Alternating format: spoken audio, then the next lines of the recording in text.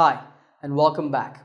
In this video, I'm going to teach you one simple trick that you can use to become a fluent English speaker by spending just 10 minutes a day.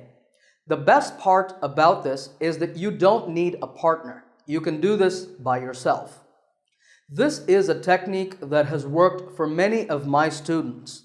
And if you do what I tell you in this video, I guarantee that you will become more fluent in English. So what is this trick? Well, it's a technique known as jam. No, not that kind of jam. This is actually a little fluency game based on a show that airs on BBC Radio. The reason it's called jam is because it's short for just a minute. This game has 3 stages.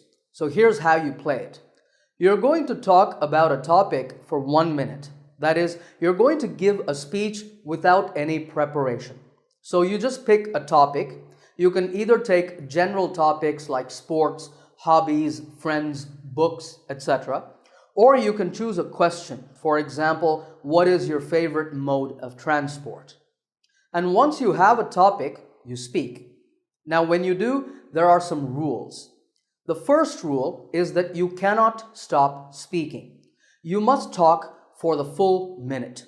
If you have to pause to catch your breath, it's okay, but you cannot pause for more than 3 seconds. Even if you say nonsense or you say something unrelated to the topic, it doesn't matter. You're just going to keep talking. So that's rule number 1. Rule number 2 is you cannot repeat the same ideas. That means you can't just say the same things over and over and over again. This isn't pronunciation practice, it's fluency development. So no repetition of the same ideas. And rule number 3 is no writing. You cannot make any notes while you are speaking. You must only concentrate on speaking. These are just the 3 rules. So to begin, you need a timer. This can be on your smartphone, for example. You start stage 1 by starting the timer and you speak until the 1 minute is reached. I'm going to give you an example of how to do this. I'm going to take this question, what is your favorite mode of transport? And I'm going to speak for a minute on this topic. Now, I haven't done any preparation, so let's see how I do. Okay, so what's my favorite mode of transport? I would have to say that it's the train.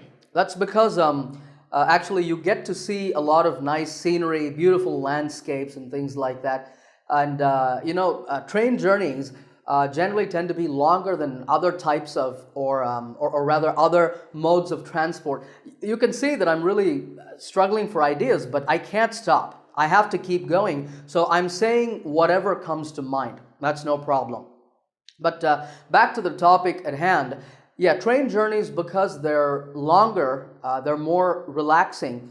And one last thing I want to mention is that I've had the opportunity to meet interesting people and make friends on many train journeys. As a kid, I used to ride the train a lot with my family. We used to go to a lot of places by train, and it's actually something that I really enjoyed. Phew, that was hard, but that's okay. That's the whole point of this exercise. That was stage 1. Now we're going to move on to stage 2. Here's where we're really going to start building our fluency. The first part of stage 2 is making notes. So you can use a paper and pen now. And you're going to think back to the speech that you just gave and collect ideas that you came up with. In my speech, I remember that I had 3 ideas. The first was that on train journeys, you get to see a lot of beautiful scenery. The second idea was that train journeys are longer, so they're more relaxing. The third idea was that you get to meet interesting people and make friends. So once you have these ideas down, you're going to repeat the exercise. That means you're going to set your timer for 1 minute and you're going to speak again on the same topic. But now you can use your notes to guide you. You will notice that this time you are actually able to speak more fluently because you have some good ideas on paper, and you will be able to expand on your ideas and give more information. Once the timer hits 1 minute, you stop, and we move on to stage 3. Just like in stage 2, you're going to go to paper and pen, but this time you're going to add more ideas to your notes based on your second speech. I added some ideas like this.